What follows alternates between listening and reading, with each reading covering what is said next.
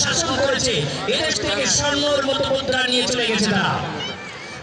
সেই বৈষম্য দূরীকরণের জন্য এদেশের আপামার জনসাধারণ সংগ্রাম করে যখন স্বাধীন করলো, আবার নতুন করে পাকিস্তানি আরেকটা দেশ আমাদের উপরে চেপে বসলো এবং সত্যিকারের বুঝে বা না বুঝে তারা তাদের ভাইদের সঙ্গে চরম বৈষম্যের শিকার হলো। এবং বাংলাদেশের মানুষ আবার তারা ঘুরে দাঁড়ায়। ৭১ তারা নতুন করে স্বপ্ন দেখেছিল বাংলাদেশে নতুন করে একটি দেশ পাবে, মানুষের অধিকার, তাদের জীবনমান উন্নত হবে। কিন্তু আনফরচুনেটলি দুঃখজনক হলো সত্য যে একটি দেশের বিশেষ প্রেসক্রিপশনে একটি দল, আমি বলবো না, একটি এনজিওর মতন একটা এজেন্ডা বাস্তবায়নের জন্য একটি বিশেষ গোষ্ঠী, তারা কোনো দল বললে ভুল হবে, এদেশকে নতুন করে শাসনভার নিয়ে নিল।